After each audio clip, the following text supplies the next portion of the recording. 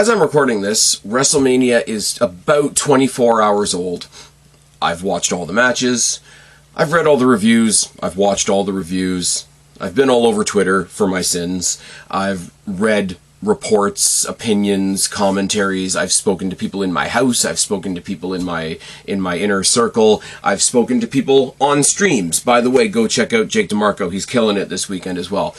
I've been in the comment sections. I've been in the chats. I've heard all the criticisms. This wasn't supposed to go this way. Oh my God. Can you believe they did that? Can you believe they did this? Holy shit. Do you know how terrible this is? I really wish they had done this. WWE, once again, is killing the business.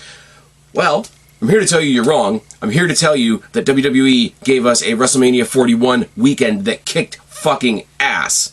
Let's talk about it.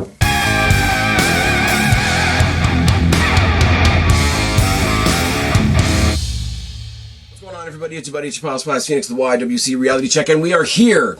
We are in the post-glow of WrestleMania. We are a couple hours away from the Raw after Mania. We are a couple of days away from the SmackDown after Mania. We are about 24 hours away from the NXT After Stand and Deliver, Oi Oi Oi, which is going to be the last stop for WWE in Vegas this year. Wish they were doing it in Sphere, but that's another story for another day. And there's so much criticism, so much fallout, so many butthurt people that didn't get what they wanted or tried to pretend that something awesome wasn't awesome because it's the trendy thing to do in 2025. Now, there's stuff that is going to wind people up. There's stuff that I would have done differently. There's stuff that didn't go quite the way I thought it was going to go.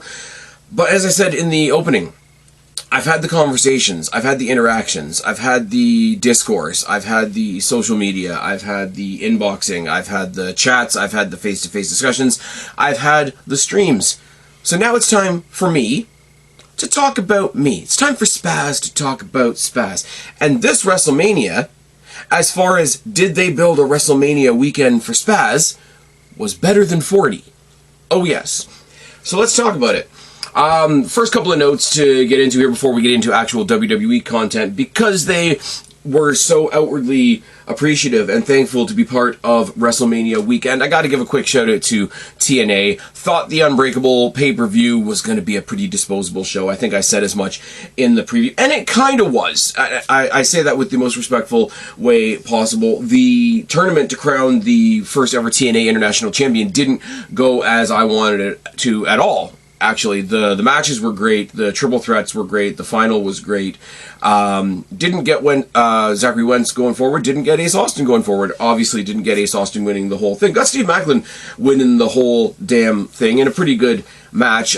He's a pretty good title holder. Him on this gradual babyface run that I shouldn't say gradual, this babyface run that he's been on for the last little while is pretty cool to see. He's still maintaining that TNA's Punisher type of vibe to him. I'm kind of biased. He was our Destiny champion here in Mississauga for a little bit. Shout out to Destiny. Shout out to Emilio Albi, who runs Destiny, and the teasers that we are now getting that Destiny might be coming off hiatus quite soon. I think we're getting Summer Heat. For those of you in the Toronto area, check out the socials and whatever. If we're getting Summer Heat, that's going to be awesome.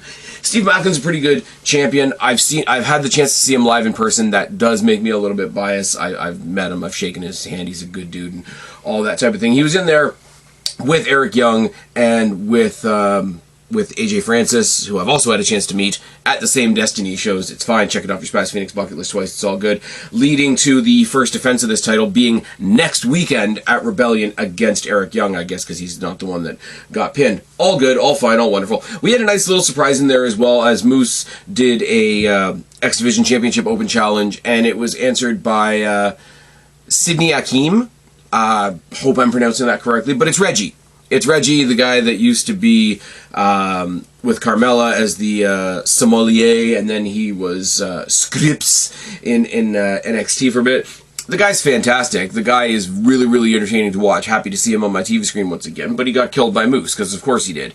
And the other thing, switching over into the real life stuff, anybody that watches TNA, or even some people that don't, will know the struggles that Chris Bay has had since injuring his neck last year, and he was able to walk out on stage under his own power, as Ace Austin said, on his own 2 fucking feet.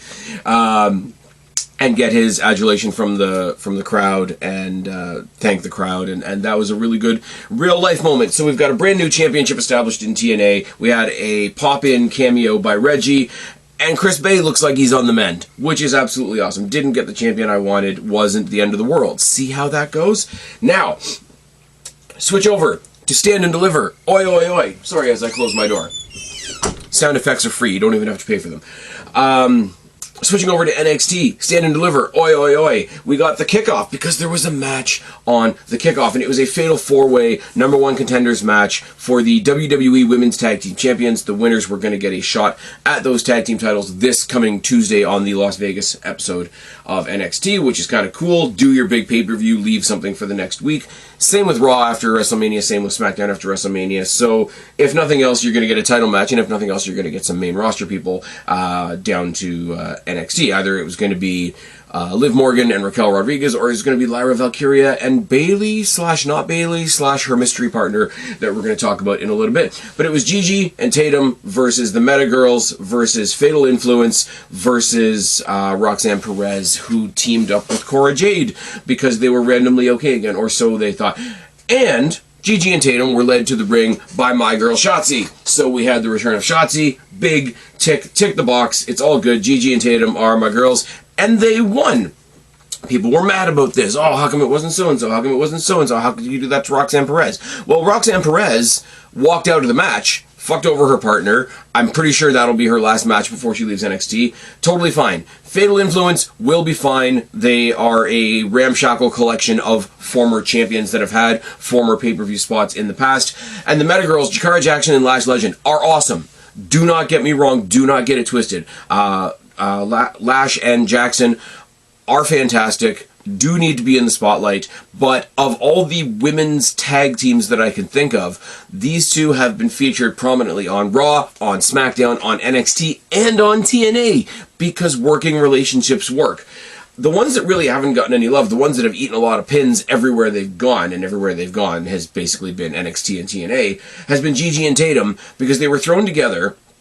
And then, like, Shotzi was kind of thrown into the mix. But if you think about it, Gigi was a cast-off from a faction that didn't exist anymore. Tatum had that weird relationship story with Lyra Valkyria, who then went up to the main roster, and then she was buddies / enemies with Wendy Chu, and then that kind of fell apart. So they seemed like cast-offs, and they were gathered together under the wing of Shotzi Blackheart.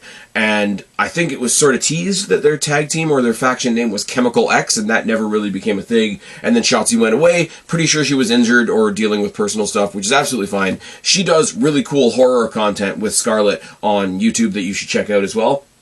But from a wrestling capacity, to have it not announced, to have them coming down to the ring and just have Shotzi back with them as a bonus was cool. They won. It's awesome. They're going to the Vegas NXT, which I think is taking place at the Fontainebleau, where a lot of interesting stuff has happened. For those of you that are interested, I haven't seen the Hall of Fame yet. I've seen clips of Triple H giving Paul Heyman credit and vice versa, and people get mad about that because they're weird.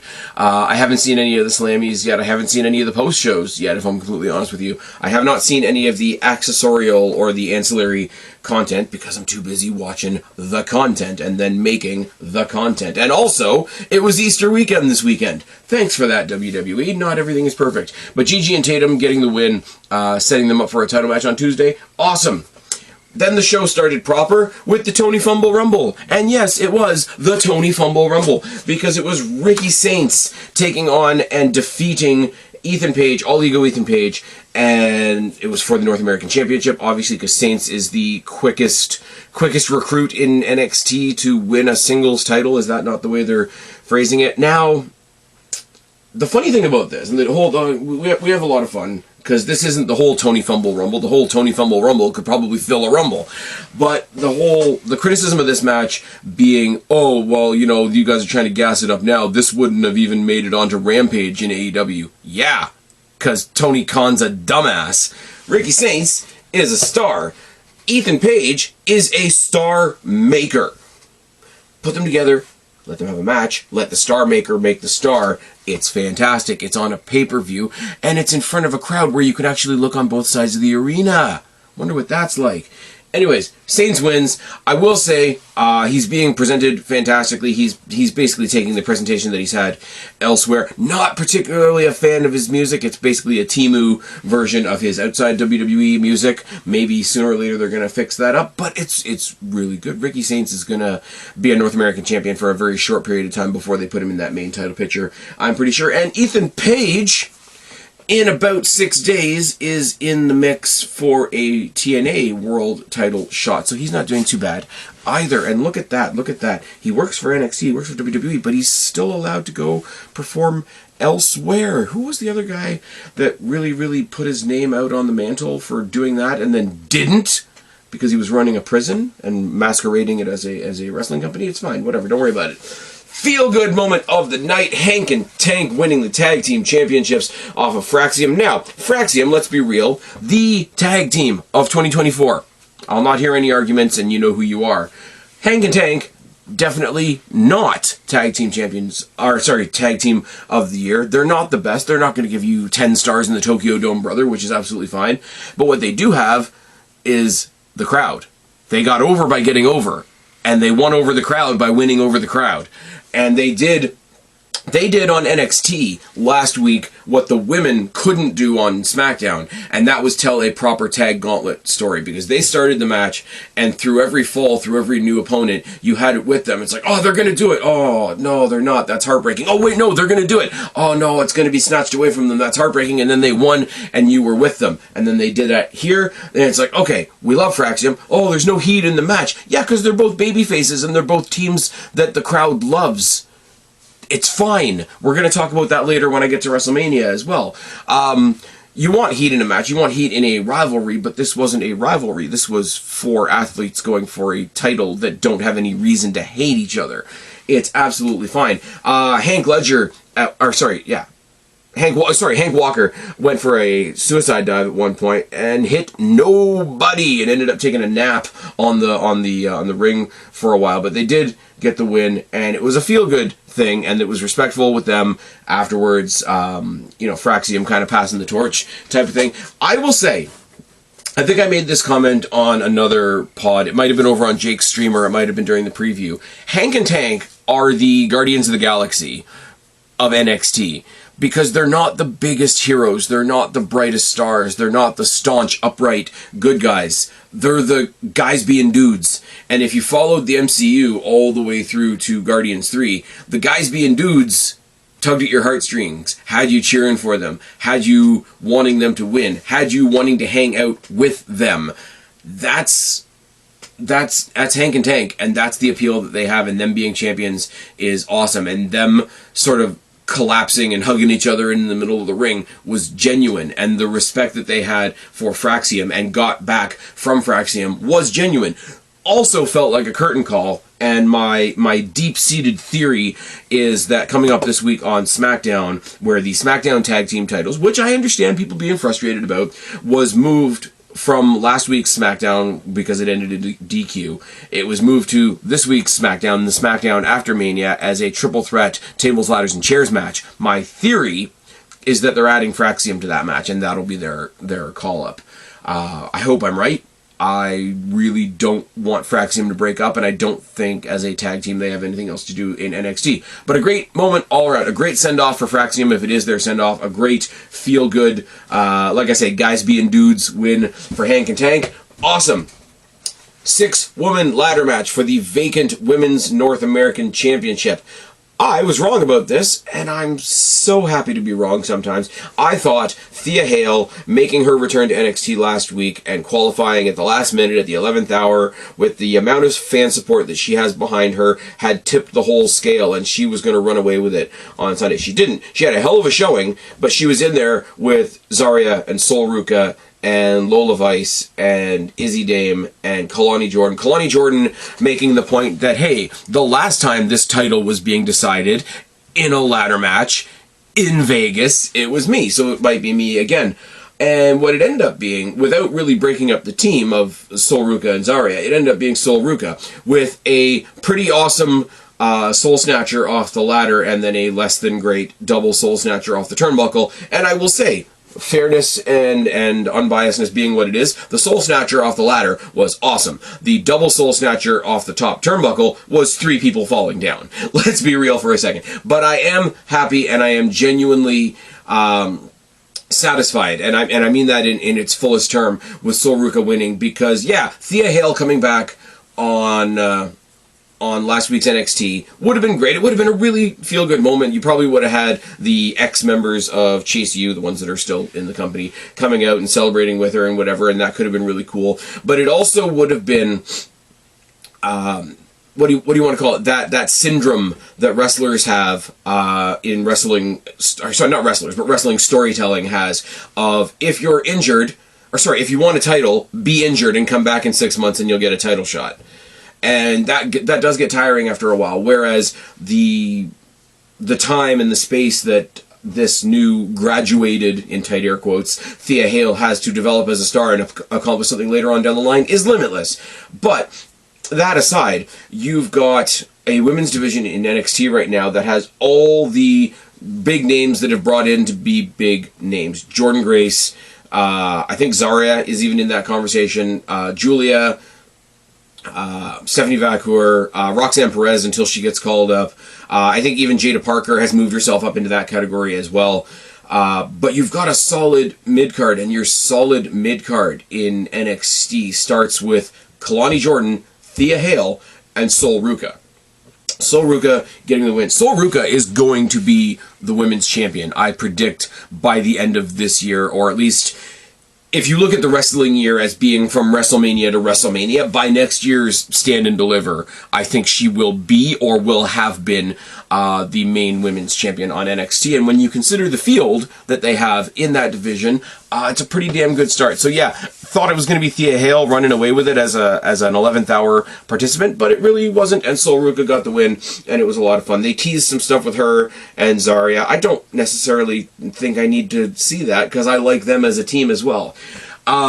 I'll take the criticism of, in a one-on-one match, you shouldn't be coming out with one of your competitors as a tag team, but that's an aesthetic thing more than anything else, and the entrance that the two of them have is pretty awesome as well. Heartbreak for the D'Angelo family in the best way possible. Let's be real for a second. Stacks finally turning on Tony D, kicking him in the pills, leaving him for the vultures of Dark State.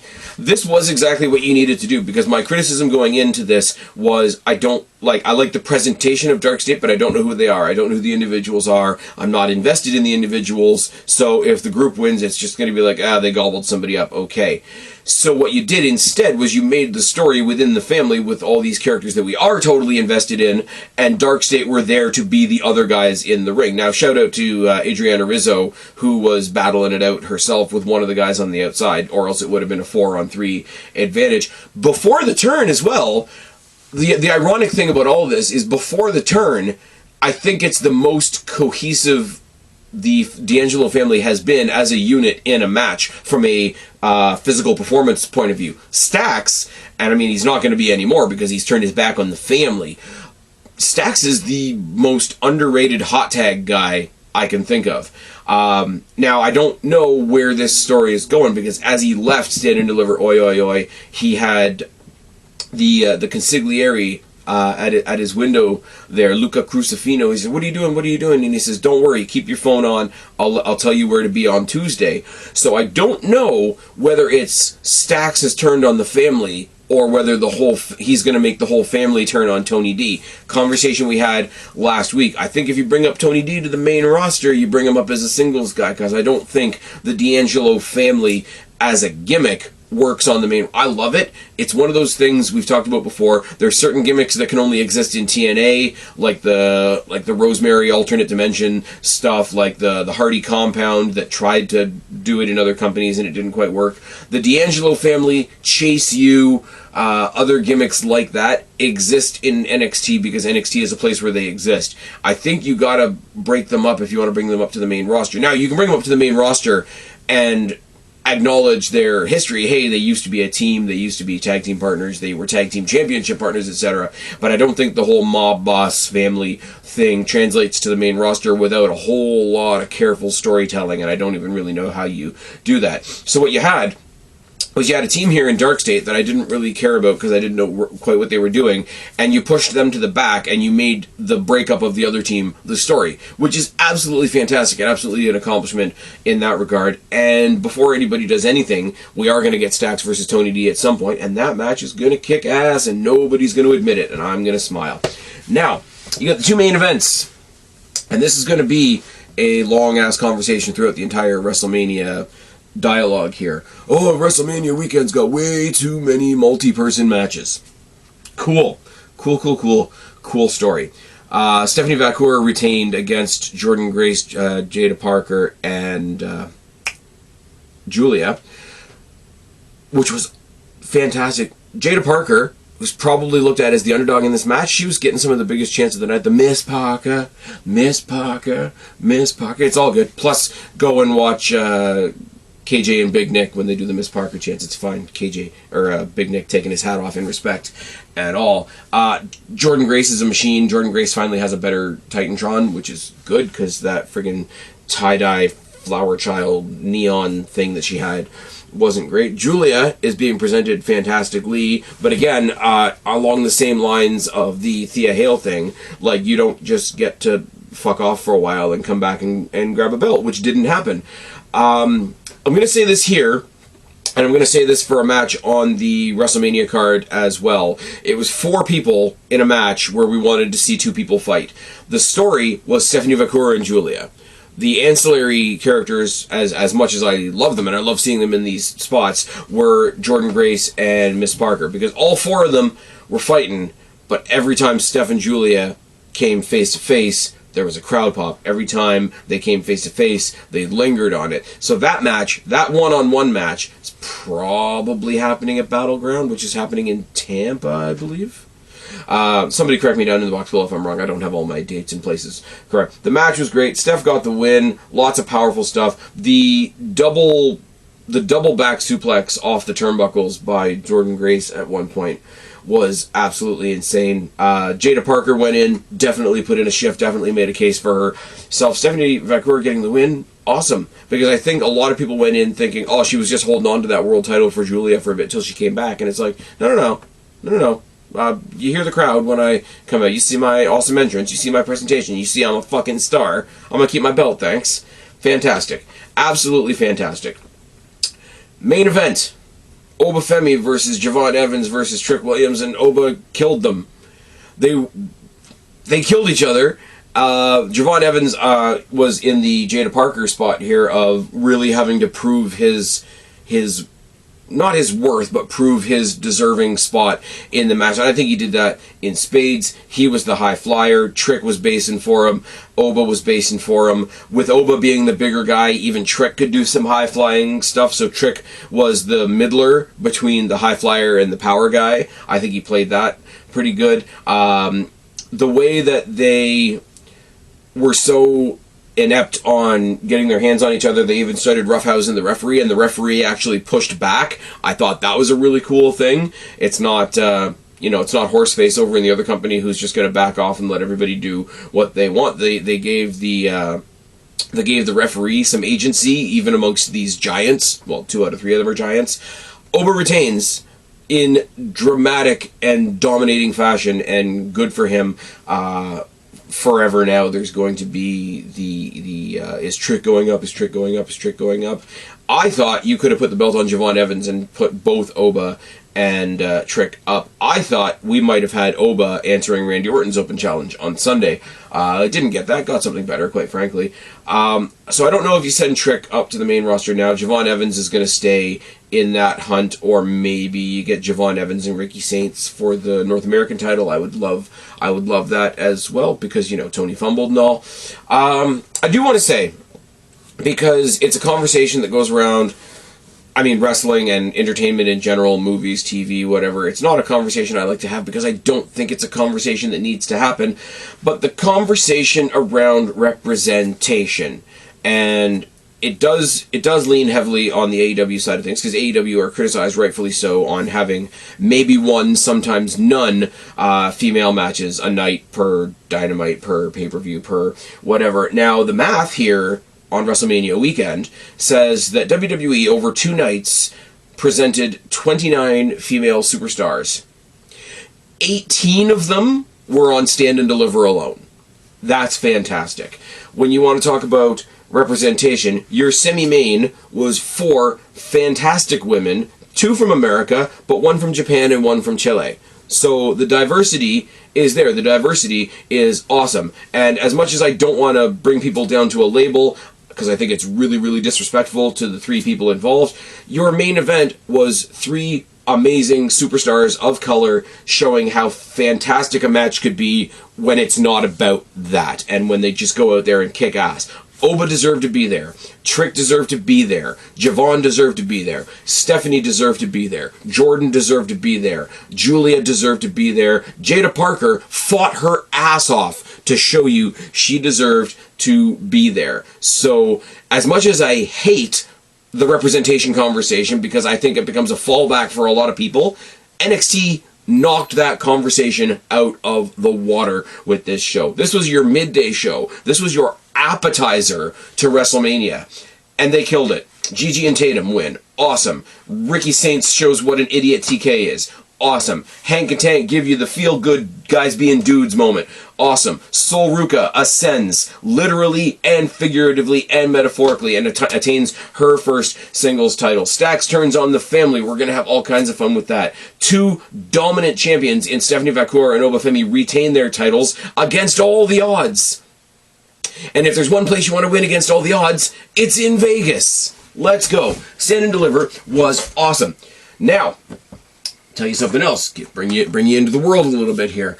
I was not doing very much YouTubing on Saturday. I wasn't doing as much tweeting as usual because, as I say, I don't know where you are in the world listening to this, but where I am, and if you celebrate the way we celebrate, this was Easter weekend. Again, WWE, don't do it again. Family over, nephews over, brothers and sisters and parents over, and all that kind of thing. So family abounded while I was watching Stand and Deliver. Oi, oi, oi. Family abounded while I was watching WrestleMania Night 1. So I didn't catch any of the 3-hour kickoff. Do one or the other. Give us a shorter kickoff or put some matches on the kickoff. 3 hours of watching people talk, it ain't the move. But it meant I missed the big announcement. And I saw flash up on my phone, somebody put a graphic up for a Worlds Collide. I'm like, oh, that's cool. They're going to do like NXT versus TNA. We've been thinking about that for a while. And it's like, no, it's NXT versus AAA. I'm like, oh, that's cool. They've got some kind of working deal. They're going to do some crossover. They've done it with Noah. They've done it with All Japan. They've done it with Marigold. They've done it with TNA, as we know, to great effect. Cool. So they're going to do a collaborative pay-per-view. And then the other penny drops, and it's like, no, WWE just bought AAA. Like, all right. Okay. I'm sure everybody will be very, very normal about this. But no, you go back, you watch the clip, and it's Michael Cole, and it's all these officials from AAA, and you got a bunch of luchadors behind them. You got Stephanie Vacour, you got the LWO, you got Legado, you got Penta and Rey Fenix and Rey Mysterio, and you got fucking Vikingo there. Which is awesome. Again, somebody check on Tony Khan. I'm sure he's absolutely fine. Check on the AEW fans, because they're definitely not fine seeing Vikingo on their TV screen standing behind Triple H. There's a picture of Triple H and Vikingo outside of Allegiant Stadium, and Triple H is doing the point because he knows what he's doing. And they've bought AAA, and they're gonna basically run it, and they're gonna still do their thing. Rumors came out afterwards that they're gonna rename it as NXT Mexico. And I'm sure people will be very, very normal about that as well. We're gonna get a Worlds Collide pay-per-view. We're going for the midday pay-per-views. I just finished talking about Stand and Deliver. They're doing Worlds Collide in, I think, Los Angeles. They're doing Worlds Collide midday in Los Angeles the same day as they're doing Money in the Bank, and they're doing Money in the Bank at the Intuit Dome, which is the building where they did the Netflix Raw debut with all the light-up seats and shit that wasn't obnoxious at all. But this is pretty fucking cool, I'm not gonna lie. All the people that cheered Tony Khan when he bought ROH, that cheered Tony Khan as he bled out all the talent he could from New Japan, are all of a sudden talking about the fact that monopolies are bad and you know, pull up your pants, your biases are showing, it's fine. Unfortunately, we used this to then translate into a interview with Rey Mysterio, who was talking about the merger, the buyout, whatever you want to call it, and talking about when he was a kid.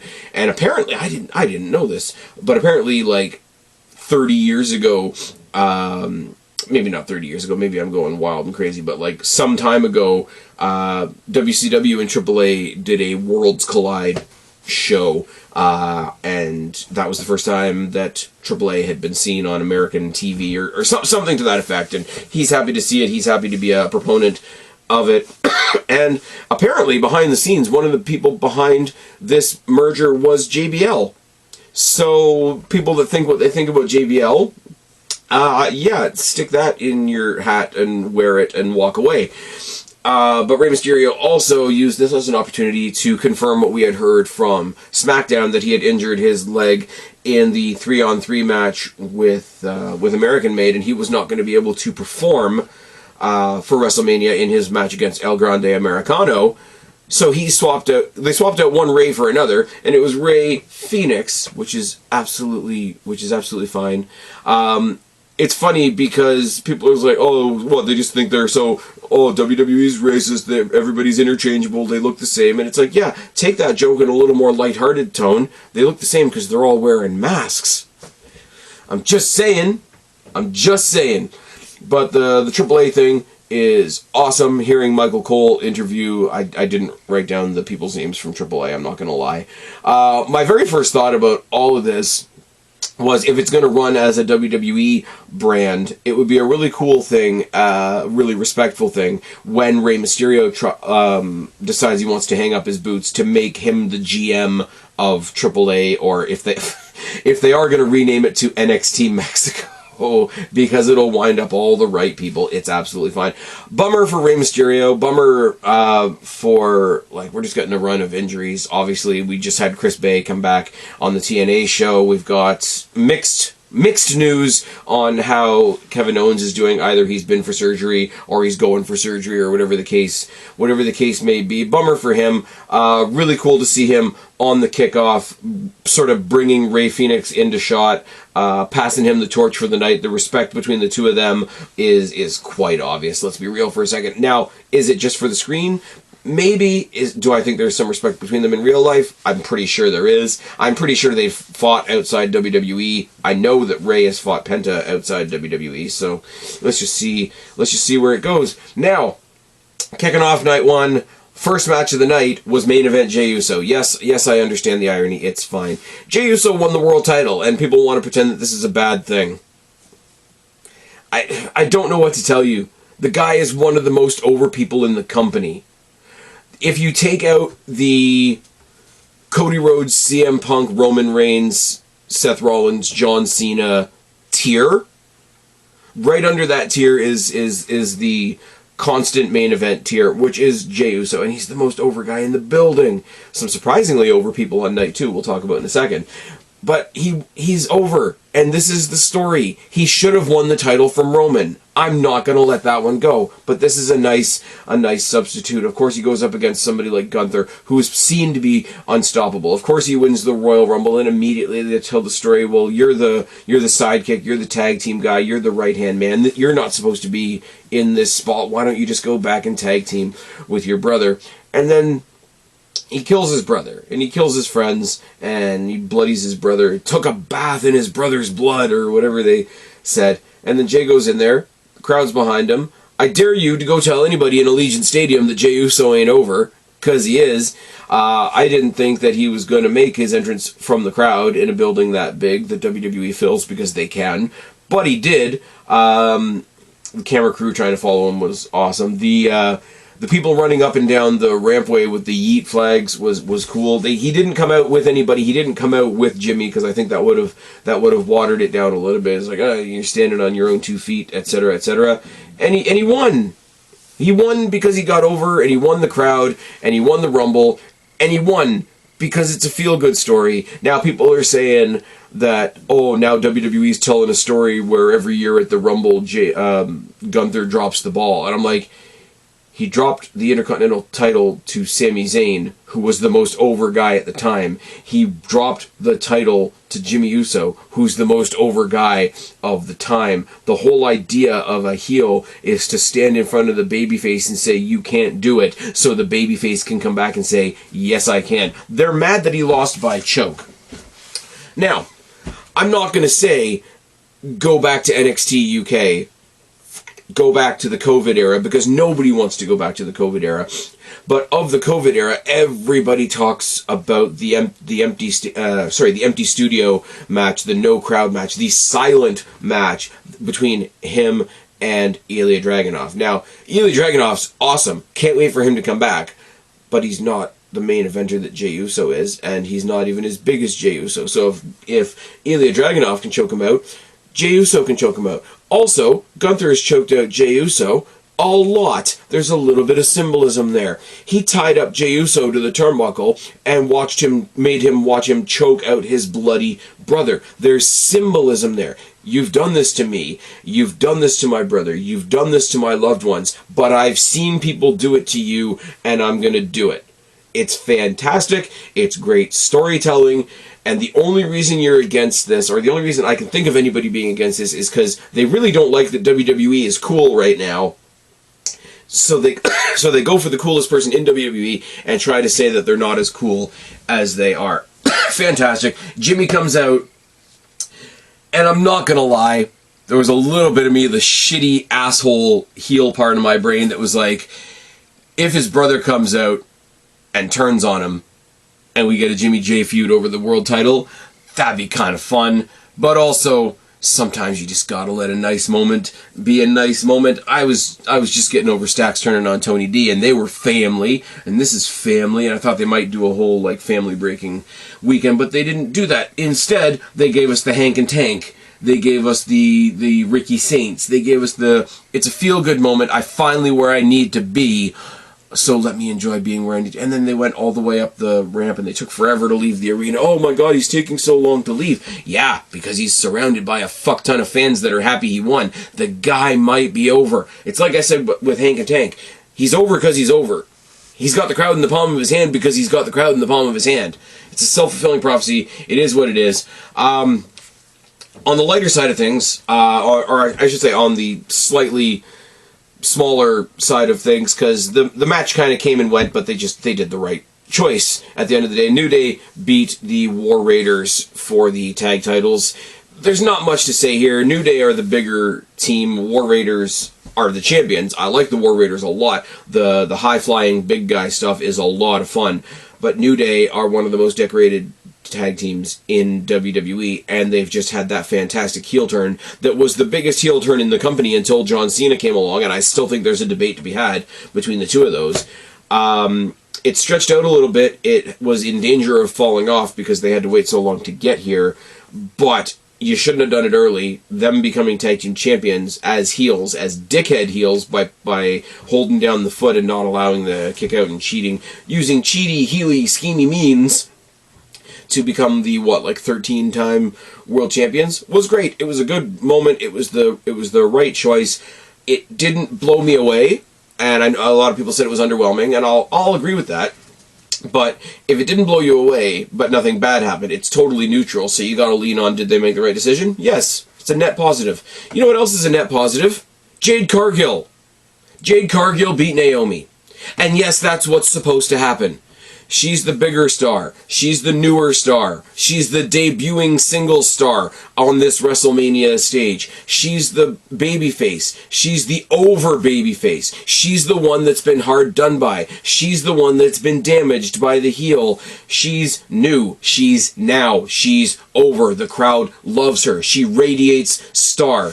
And she was taken out violently a couple of months ago by Naomi, who's there because she married an Uso, who's on her 27th gimmick change, and she's got some Owen Hart cosplay, and she put some razors in her hair because violence, I guess. Naomi's been there forever, And she's never gotten a pop like Jade Cargill got in her first WrestleMania singles match. Of course Jade Cargill won. If you want to say anything else, you're wrong. Oh my god, the crowd is booing Naomi. Okay. The crowd is booing somebody that they're sick of. And we're going to follow this trend throughout the rest of WrestleMania. The crowd is booing Naomi because they're sick of her. And because Jade Cargill's fucking over and they wanted Jade Cargill to win. Jade Cargill came out. She was a massive star. They did the entrance where it was a guy doing a literal, what do you want to call it? A literal, like, weather forecast thing, weather reporter thing, where everything's fine here in Las Vegas, but there's a storm coming. And it's fine. And people freaking out on X because they think she had a nip slip because they don't know what pasties are. People on X are being weird. Jade Cargill got a fantastic win. Really, really happy for her. She's a star. She should be in a title picture. Naomi can fuck off. Go home and fuck your far more popular husband. It's fine. Anybody saying that Naomi should have won this, again, I say, pull up your pants, your biases are showing. Same thing goes for Jacob Fatu. Jacob Fatu is a monster. Jacob Fatu came to WrestleMania to get a title, and he won a title. He beat LA Knight. LA Knight, who's not known as being a fantastic bell-to-bell guy, put in one of the best nights I've seen in a long time. But Jacob, much like Jade Cargill, came in as the star, came in as the monster, came in as the powerhouse, came in with the crowd behind him, like Jade, like Jacob did. Jacob went in and he killed him. And it's fine. It's absolutely fine. At one point, LA Knight hit the... what's it called? The BFT from midair. That was kind of cool. Staved off the inevitable. Jade Cargill as well. But Jacob Fatu is your new United States champion. Maybe Jade Cargill will be your ladies' United States champion, which was not represented on the show, which was a downside. Yes. They did the quick switch up of Chelsea Green having a singles match with Zelina Vega on SmackDown, but not for her title, so I'm assuming that's coming down the line as well. Now, we get into your Lucha content for the evening, where Rey replaced Rey. I'm sorry to say this, but Rey Fenix debuted in WWE 3 weeks ago, and he just debuted at WrestleMania. If you're going to call that a loss, if you don't think that Rey, Penta, Ethan, Ricky Saints, CM Punk, Cody Rhodes, Jade Cargill have all stepped up for the better and stepped up for their own well-being, then you're just wrong. And you want people to damage their own careers for your benefit. And that's kind of gross, actually.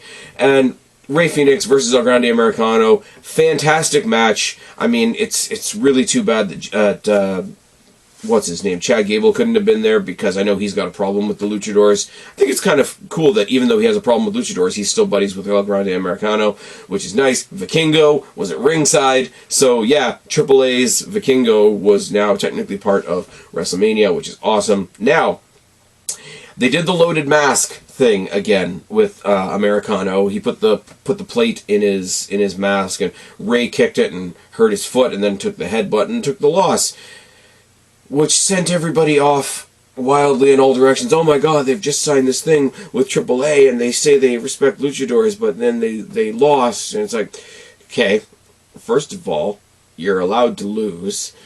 Second of all, look at all the outrage. The bad guy did a bad thing and you're angry. They did their jobs, folks. This is going to end up in a mask versus mask at Backlash, and they're going to unmask El Grande Americano. I really hope that after they unmask El Grande Americano, that Chad Gable, his friend, is there to console him, because we know how sacred the masks are to the lucha culture. So Chad Gable, being the good guy that he is, I'm sure he'll be there for El Grande Americano if and when he has that embarrassing moment. But the match was great. El Grande Americano did this weird inside-out inverted 450, 720 senton thing. Phoenix did his Phoenix stuff, and as I say, I'm really glad that there is a grassroots underdog company like WWE to expose me to people like Rey Fenix and Penta and Vikingo and all that kind of thing. These brand new wrestlers that are out there. I think they're breaking ground and they're doing fantastic things. And if that bothers you, good. I don't care in the slightest. You know what else I don't care about? Tiffany Stratton versus Charlotte Flair. Tiffany Stratton was over as hell, and Charlotte Flair got booed. For the second time in WrestleMania, the star that people are really, really sick of, being Charlotte Flair in this case, got booed. And nobody seemed to have a problem with that in this match like they did in the Jade Naomi match where the star that everybody's sick of got booed. Really, really interesting. I can't put my finger on why that might be. Charlotte's a great heel, so maybe it's just a product of her great heel work. The match was messy at points, and it's been brought up by a lot of people where they got lost in this match at a lot of points, and where a lot of other wrestlers would have gotten, you know, a little bit stumble-bumble, a little bit lost their footing, a little bit of let's stop and get our bearings back together. Every time they lost their place in this match, they just decked each other, which was awesome. And although Tiffany Stratton did not chip her tooth, as was initially thought, she did look like she'd had her face beaten in by the end of this match. The match was good. Tiffany wins. All the people that were scared that, oh, you know, Charlotte Hogan, okay. Call this the second women's match of the night where a Hogan was actually defeated then. Tiffany gets the win. She looks like a star. She's over as hell. She did the big Barbie doll out of the Barbie box entrance, which is absolutely fantastic, which only underscores the fact that I've been saying about Tiffany Stratton for a long time. What it means for Tiffany Stratton and what it means for the WWE women's division in general is that they've gone so far from the diva era that now diva can be a gimmick, and Tiffany Stratton is so good that she can do the diva gimmick and be such a good wrestler that she gets over in spite of it. It's a double win. It's a win for Tiffany. It's a win for WWE. Charlotte made her look like $1 million. They punched the hell out of each other. It was a lot of fun. Again, is it going to trouble any match of the year contender lists? Probably not. But you know what? I'm not writing lists, and it's not the end of the year, and I had a lot of fun, and Tiffany got the win. Everybody wins. The only winner that you can question in this thing so far is, I guess, the people that say Rey Fenix shouldn't have lost at WrestleMania, but Rey Fenix has been in WWE for 3 weeks and got to make his WrestleMania debut, so it's fine. But the results across the board so far, fantastic. And now you get to where you divide a little bit of opinion. You get to the main event of night one, which was, of course, CM Punk, Seth Rollins, Roman Reigns. Now, talk about entrances for a second. Roman Reigns had, and they had them throughout the night as well, those individual screens that hung over the entryway that raised and fell depending on whose entrance was happening, with all the images and all the different pictures and representations of all the different bloodline members throughout the history. So he was literally walking in the footsteps of his ancestors to get to the ring. I thought that was really cool. Seth Rollins coming out in all black and setting the building on fire with the blowtorch, and then everything goes dark, and he comes out in the bright white. First of all, Seth Rollins in white gear, always awesome. I think it's really weird that Vince McMahon said you can never wear white gear, because Seth Rollins pulls off white gear really well. And also, it was kind of reminiscent of the white gear that Shawn Michaels wore when he had his either the last or the second last match with Undertaker, when he was, you know, being the guy that came from the light while Undertaker was from the darkness and all that kind of thing. And if you're going to copy somebody's homework, Shawn Michaels ain't a bad professor to copy from. It's fine. CM Punk got the whole video package before his entrance. He came out to Living Color, who were there live to play him to the ring again, which was awesome. They were already in Vegas playing a show earlier that day. That part of it got leaked out. What didn't get leaked out was the preliminary package that came out beforehand of his entire history. I'm CM Punk. I don't drink. I don't smoke. I don't do drugs. My addiction is wrestling. My addiction is competition. It's the promo that he cut when he debuted in WWE ECW. It brings to mind a whole lot of mirrors of the promo that Eddie Guerrero cut in his feud with Brock Lesnar, but they mirrored it, and they had him saying it in current day and mirroring back to that first day that he showed up in WWE's ECW, and it did a whole retrospective of his career and the fact that he's been away and come back and everything that he's done, the pipe bomb, the Straight Edge Society, but it was all set to This Fire Burns by Killswitch Engage, which was his old theme, which was Randy Orton's theme for one night way back in the day. Go look it up. It's hysterical. For a split second, and I'm not advocating that they copy this, but I will say one of the coolest entrances CM Punk had in AEW was the other song that he used in ROH, when he came out with the black jacket with the X's on it and everything. For a split second, I thought, are they going to do a little bit of the kill switch engage and then a little bit of Living Color? And the Living Color was playing him to the ring live. I'm like, you don't go from a live performance to another recording. So they didn't do that. Gave me a split second of a thought, though. He came out with Paul Heyman, who checked his watch for him before he said it was clobbering time, who checked on him on his way to the ring is not what I meant to say. Came out with the hoodie like he did the last time Paul Heyman was his manager. Remember when Paul Heyman used to walk behind him with the belt because he was walking out like a prize fighter, not to infringe on Kevin Owens' gimmick, obviously. The entrance was awesome, a little bit of then, a little bit of now. The match was great. The match told all three stories. The match was Seth Rollins trying to get his Shield brother Roman Reigns on his side and saying, we have to do it for the wrestling. We have to get together and get him out of here for the betterment of the company, betterment of the business. He shouted a couple of Mox references at Roman at one point, which was funny because he mentioned Dean Ambrose in the promo on SmackDown. A lot of cool storytelling there. The one point where you thought for a split second that Roman Reigns was debating in his own mind. He was troubled. He was conflicted is the word I'm looking for. There we go. Thank you, brain.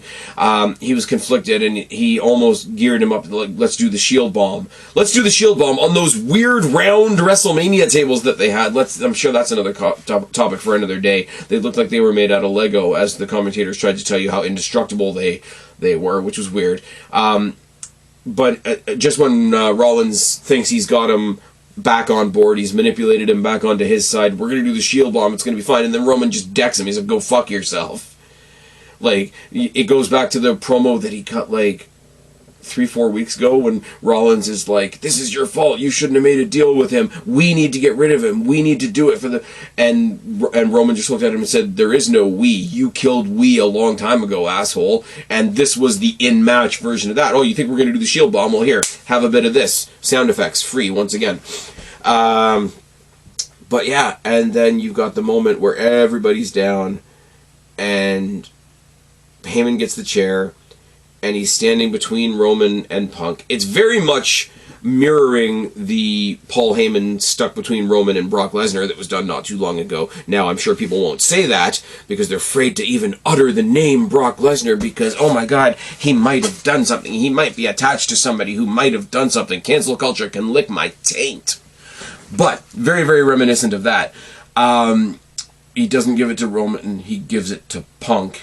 Looking over at Roman saying, I'm so sorry, I have to, he's my friend, da-da-da-da. Low blows CM Punk, his friend, approaches Roman Reigns, the guy that he worships, the guy that he serves as the wise man, falls down to a knee, offers Roman the chair, sees Seth Rollins getting up on the other side, he's bracing himself on the second rope. He says, look, remember the Shield, do it to him, do it for the Shield, and he goes to attack Rollins with the chair, and Heyman low blows Roman as well and hands it over to Seth Rollins and sits Raven style in the corner to watch the rest of it play out. There's a stomp, there's a pin, Seth Rollins gets the win, Seth Rollins walks out with Paul Heyman. And what I think, first of all, the swerve, great, you've heartbroken both of them. Roman and CM Punk, who can't stand each other, are now going to unify, I think, in my mind, are now going to unify over mutual hatred of Seth Rollins and mutual betrayal by Paul Heyman. Gets the win. The thing that gets... I mean, people talk about it, but they don't talk about it enough. Stories are told on Paul Heyman's face.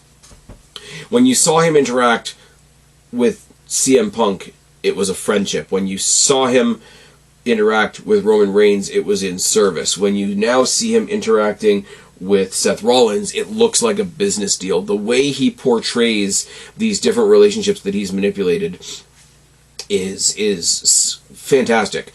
Now, coming out of this, and I said a lot of this on the stream, on Jake's stream the other night, please go check out that stream with awesome people like myself, Jake, Connor, the former OK Fabe. I think Cody was on there as well. Liz joined us at the end. DJ Anime. So that was a lot of fun. Go check that out as well. Much more nuanced discussion than me just telling you, hey, I thought this was fucking awesome and let me tell you why, which is what I'm doing here. The way I see this moving forward, and call me crazy if you will, I think we're getting Roman Reigns to Raw and CM Punk to SmackDown, because CM Punk is going to tightly wedge himself between Cody Rhodes and John Cena, and we're finally going to get the the proper payoff of Roman Reigns, Seth Rollins that we've been waiting for a long time. Because the criticism, and of course there's criticism, has been, well, why does Seth Rollins need a Paul Heyman? Seth Rollins can talk. Seth Rollins is already over. Seth Rollins is already a main eventer. Seth Rollins doesn't need a Paul Heyman, but Seth Rollins, as a mind game, wants to be the guy that took Paul Heyman away from Roman Reigns. And that's how he wins that mind game. Now, on the other side of the coin, does that become a triple, quadruple swerve? Does Rollins finally get his definitive victory over Roman Reigns and then discard the wise man? Who's to say? Who's to know, right? But on the other side of the coin, you got CM Punk, who is one of John Cena's longest standing and best rivals in WWE. And you've got Cody, who, for the past 2 years in a row around Royal Rumble season, Punk and Cody have come together for a promo that has teased a match that we all want to see, because it should main event WrestleMania, not All In. So, if Cody doesn't have the title, then Punk's either going to go after the title, or he's going to give Cody a kick up the ass and say, I want to win that title, but I want to win it from you. Go get it back. Which I think is all amazing storytelling potential. An amazing first night of WrestleMania. Amazing results, despite what you might say. New Day won. Good. Jay won. Good. Jade Cargill won. Good. Jacob Fatu won. Obviously. Rey Fenix took the loss for a greater story in a substitute role. The guy found out that he was getting his first WrestleMania at 24 hours notice. That's a good story in and of itself. Tiffany Stratton defeated Charlotte Flair. I like Charlotte Flair, but defeating Charlotte Flair is a big, huge feather in Tiffany Stratton's cap, which is awesome. And also, she looks like she took it to the face a bunch of times, so good for her for being a trooper. Much as I would have loved Seth Rollins to win the main event, Seth Rollins won it in a way that gives us a million possibilities going forward. Night 1 is a win. Night 2 started off with the women in another multi-person match. Now, let me ask you something. One of the biggest criticisms of WrestleMania this year was, oh my god, there's so many multi-person matches. There's so many multi-person matches. It's so lazy. Of course, Triple H is doing triple threat matches. Well, let me just see for a second. Oba, Trick, and Javon Evans. Was it bad? No, it wasn't.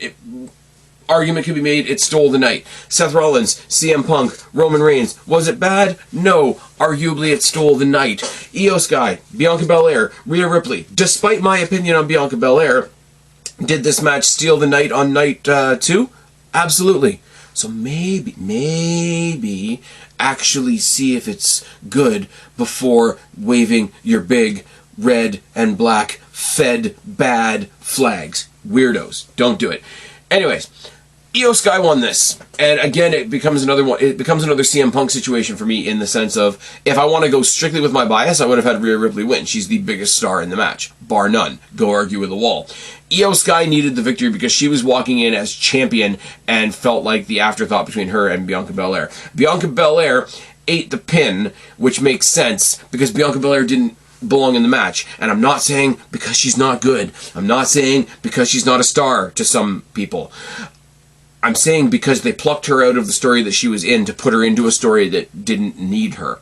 What you have done is you have taken the Bianca Belair element back out of the equation, because if she didn't win the Raw Women's World title, technically she's still a SmackDown star. So technically she should still be on SmackDown, and she should be, following up the feud with Naomi and Jade Cargill and finishing off that story that she put aside to try and get a belt around her waist, which is absolutely fine.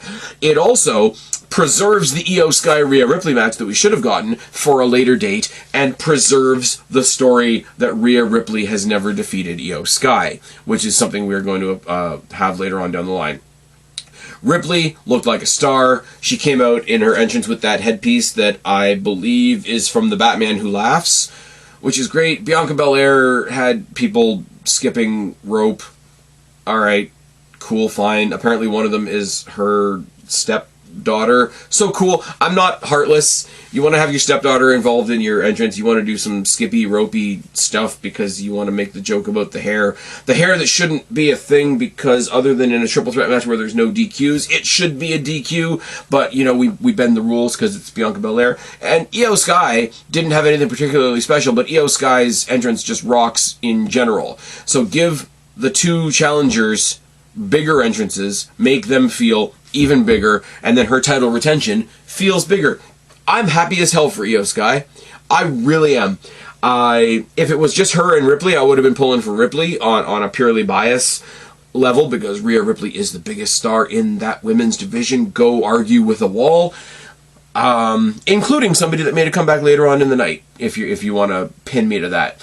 Io Sky won the match. It was great. Bianca Belair and Rhea Ripley were going at it on the floor. Pause. Io Sky came with the over the moonsault and got the win. Good for her. Good kickoff for night 2. Drew McIntyre versus Damian Priest in the Sin City street fight.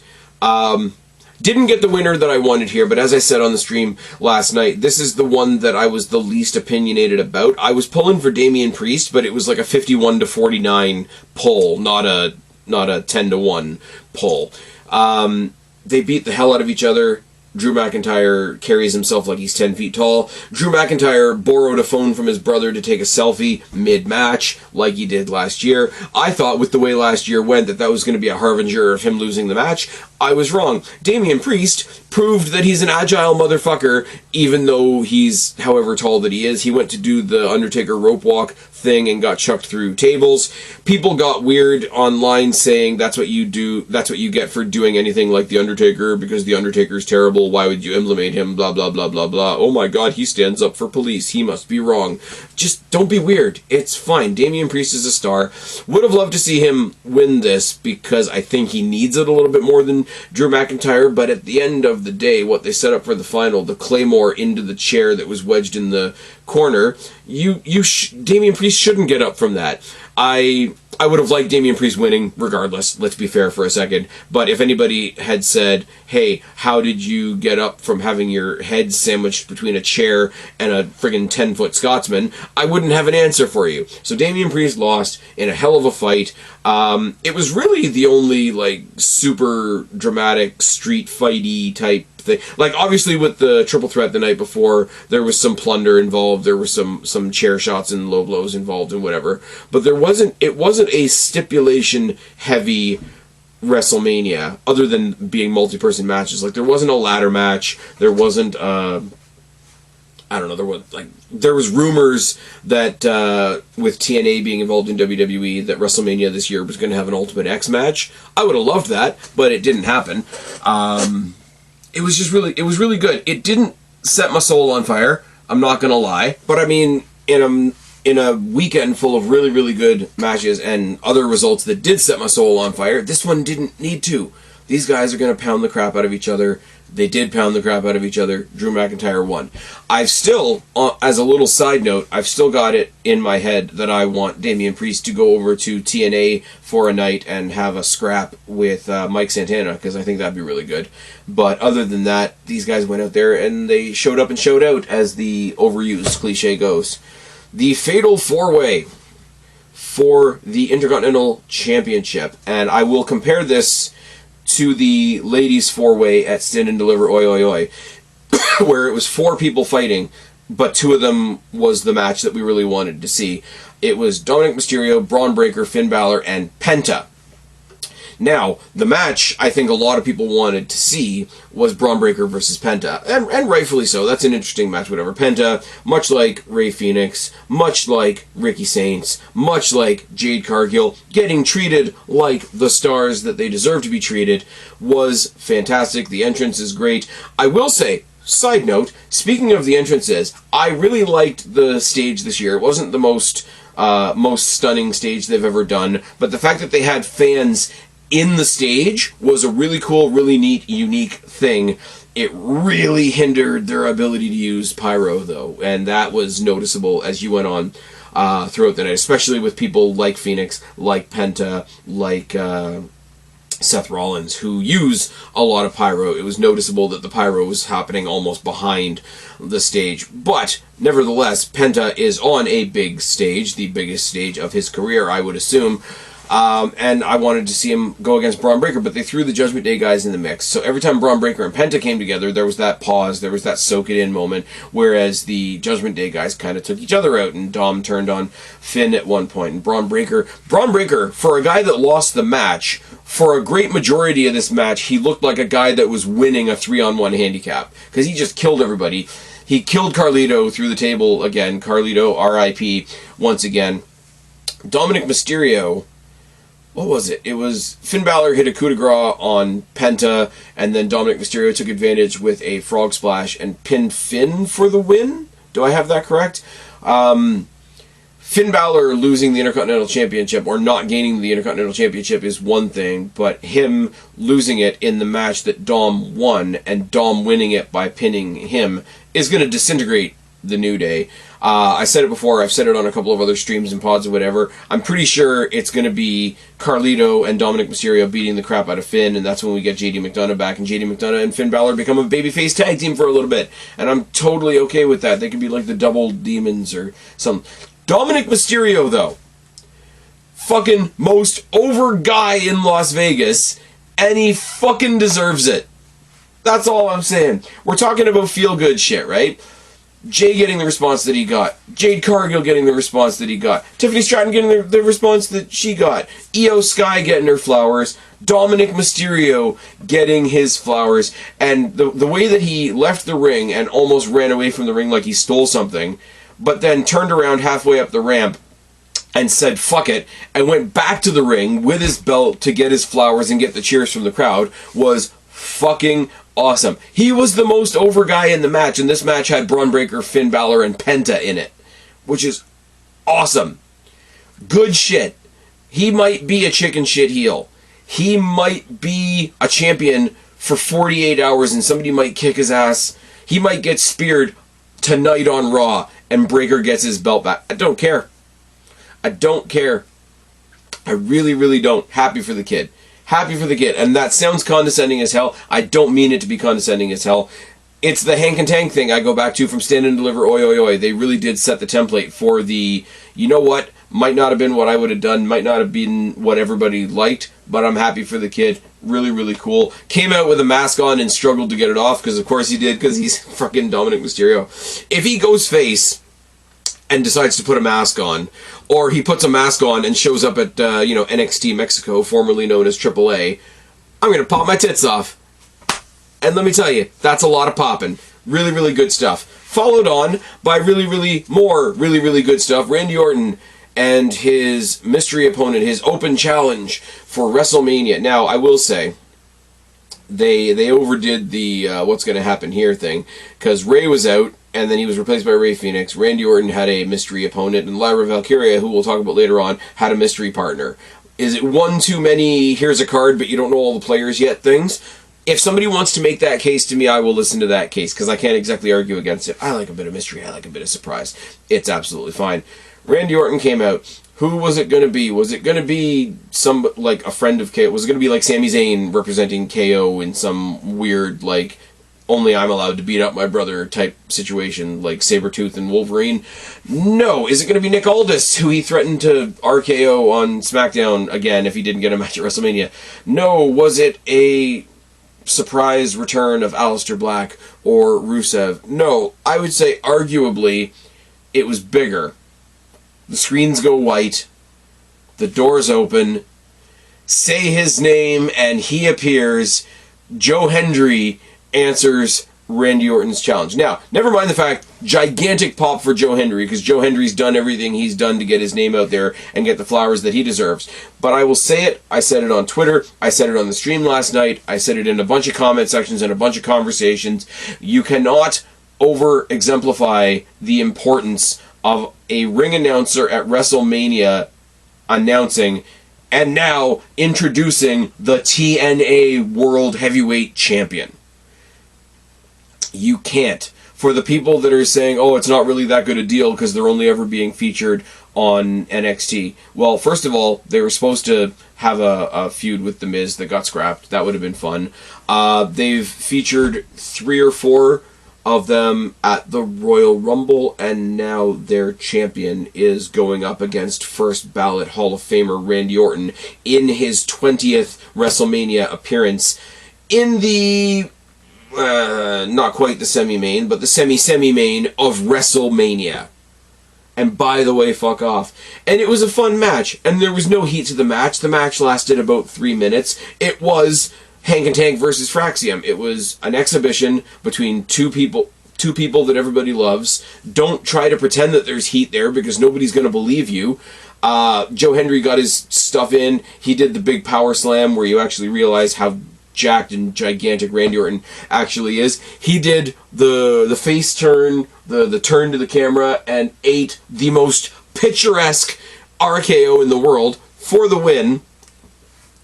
It's all good. Everybody wants to sing Randy Orton's song. It's fine. Randy Orton picks him up, hugs him, points at the crowd, says, go ahead and soak it up, go ahead and soak it up, raises his hand, I've used this phrase a lot this weekend, but gives him his flowers, and then RKO's him again, for fun, for funsies, because Randy Orton is the new Steve Austin. It's like, you know what, you might have been my tag team partner 5 seconds ago, but it's WrestleMania, and you're getting a stunner, yeah. I mean, hell yeah. I mean, okay, I'm getting my catchphrases mixed up now. It was a lot of fun. You couldn't help but notice both of them cracking smiles throughout the entire thing. When Randy Orton did the camera turn into his own pose, both of them were cracking up. This was fun. This wasn't meant to be a death match. We didn't need bricks and syringes. We didn't need 20 years of long-term storytelling, even though WWE's very good at that. This was meant to say, hey, we're working with TNA. This is their champion. If you don't know who he is, you should. We're putting him with one of our biggest guys as a last-minute substitution because one of our guys is out. Shout out to Kevin Owens. Hope he's doing okay. Hope his neck's getting better. Hope we see him soon. Hope the rumors that he might even mix next year's WrestleMania are overblown and not true. But this was feel good stuff, and people that want to, oh my god, it wasn't this, it wasn't this, it wasn't this, it wasn't meant to be. It was an exhibition. It was an open challenge. Would I have loved it to be Aleister Black? Sure. There's people out there that would have loved the Simon Millers of the world. I'm sure would have loved it to be Rusev / Miro. He could have come out there with his super hot, flexible wife, the gift from the god, and all that kind of thing. Cool. If they had done Nick Aldis, it would have been a different kind of feel good. Like, you could feel good for Nick Aldis. He's done everything all over the place. He's been everywhere, but now he's had his WrestleMania moment. But Joe Hendry, for the sake of being Joe Hendry, but Joe Hendry also representing TNA, everything just fits. He's got his match next week at Rebellion. The funny thing about all this, and I mentioned this last night on the stream as well, is what Joe Hendry's doing next is defending his title against Frankie Kazarian and NXT's Ethan Page, because, Ethan Page lost to Ricky Saints, but he's still got another title shot coming up in less than a week. Technically, Randy Orton should be the #1 contender for the TNA World Heavyweight Championship, but I don't think they're ever going to pull that string, so it's absolutely fine. This was a lot of fun. You know what else was a lot of fun? Logan Paul versus AJ Styles. Because it was a Logan Paul match, and Logan Paul has fun matches, and he won, which makes all the appropriate people angry. What do I say? What's the phrase that I use all the time? Hey, Spaz, why did you like it? Because it pissed off all the right people. Oh, yes.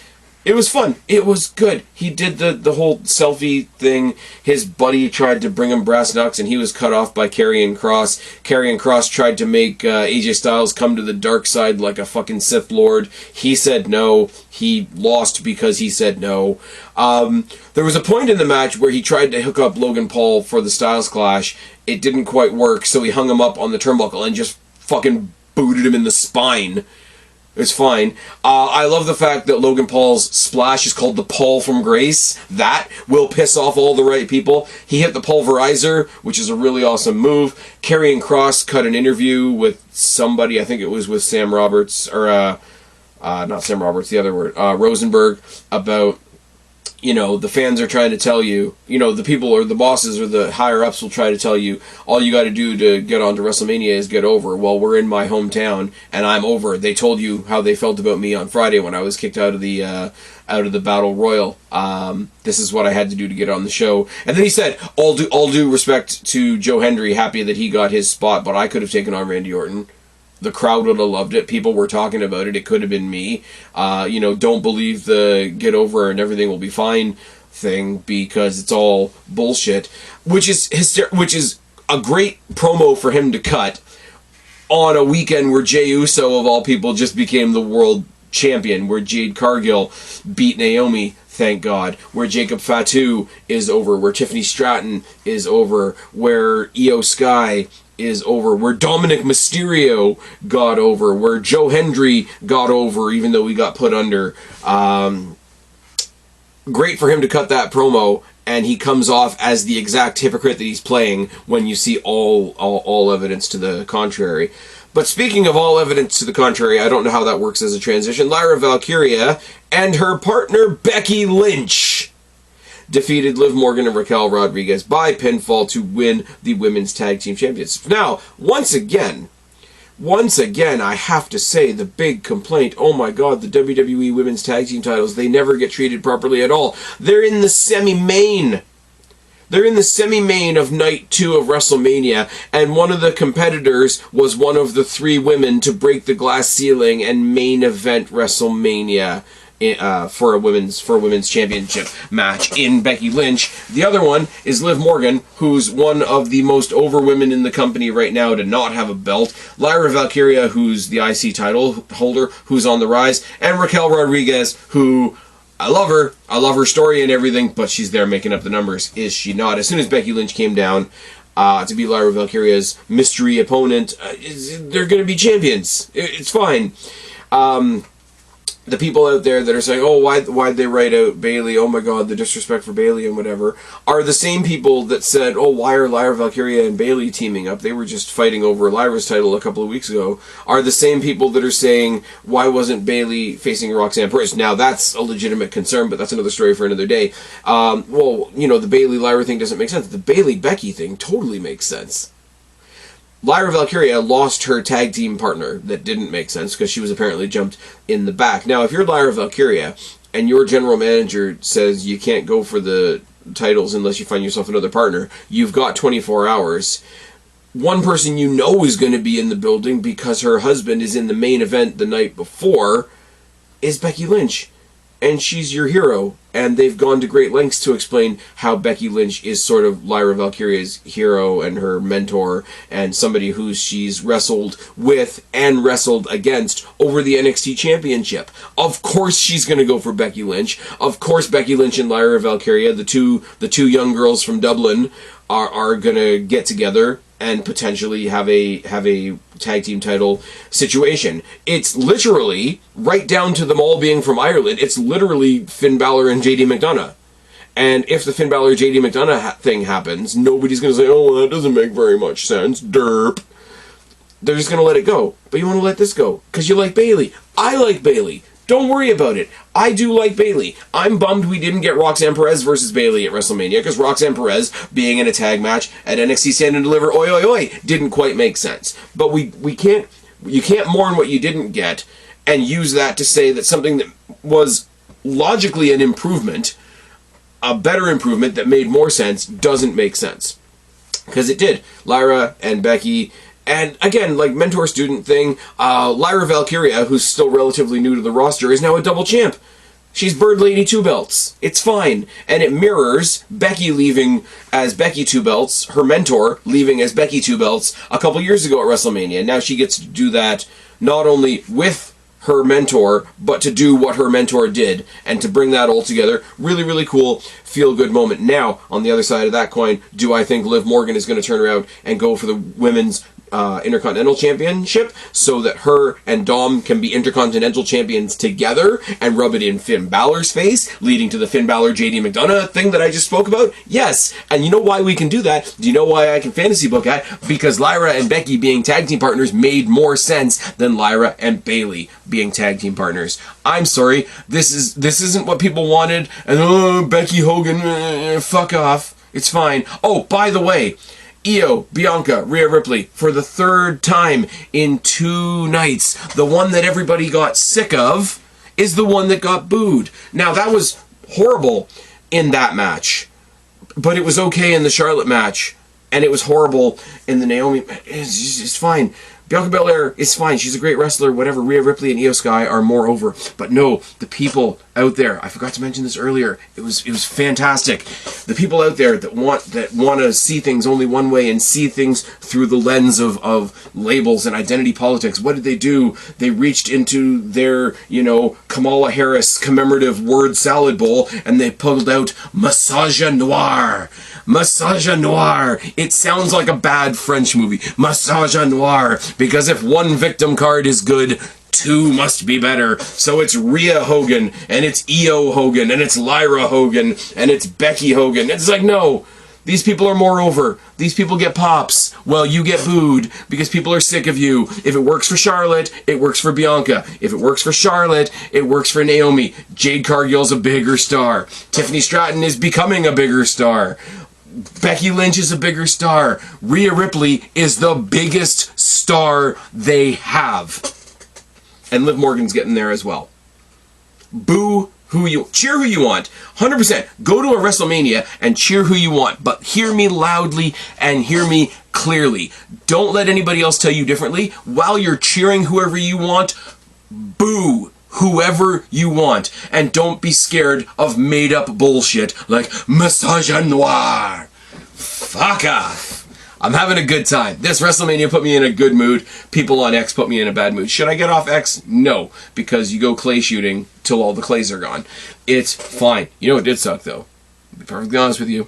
I will be perfectly honest with you. Now get in real close to the microphone here. Let me tell you what really sucked. It's a secret. Probably don't realize this. You're probably not thinking about this the way I'm thinking about it. I don't think John Cena and Cody Rhodes quite measured up to what we thought it was going to be. Nah, the match sucked. It was absolutely shit. But it was so shit it was funny. And I'm sorry, it's Daniel Bryan 18 seconds. It wasn't good, but it was funny. I really thought, and I have to go back to the stream that we did over on Jake's channel yesterday. Shout out to Jake. Please go show Jake some love. But I mentioned it in the early going. I thought they were doing something really cool. John Cena came out with the black and white entrance and the same music and the same gimmicks. No WrestleMania entrance, no big flashy Titantron, no nothing. And when the match started, and he started doing the 5 moves of doom, real slow. And I thought he was doing it to take the piss out of the crowd. And it's like, I'm not even gonna let you, ironically, cheer the 5 moves of doom. He just did one shoulder block, look at the crowd. Another shoulder block, look at the crowd. Spinning slam, look at the crowd. 5 knuckle shuffle, look at the crowd. I thought they were doing it to take the piss out of the crowd, and then that just became the whole match. And as it was pointed out by Connor, like the whole match, people are looking up the ramp to see if somebody else is coming. Like, somebody please come and say, like, the Rock, where's The Rock? And then it wasn't The Rock, it was Travis Scott. And Travis Scott's a musician. I'm sure he's got 100 songs in his arsenal, but he came down to the same music that we've been listening to as the theme for WrestleMania all weekend long. It was hysterical, because he came down, and there was a ref bump. There was the most obvious and staged ref bump in captivity. And then he came down, and he got in the ring, and Cody Rhodes reminded him of the shot that he took at the Elimination Chamber. I was there. I saw the heel turn. The heel turn was great. Took a really, really awkward crossroads, and then, yeah, they went so slowly through the motions of John Cena just winning and leaving, and that's it. And no Rock. It's the Homer Simpson meme of nothing's happening, nothing's happening, nothing's happening. It's over. People look pissed. But I'm that guy. I really, really am that guy. because if it's boring, it's boring. If it's bad enough to piss people off, I know my amusement's going to be on X.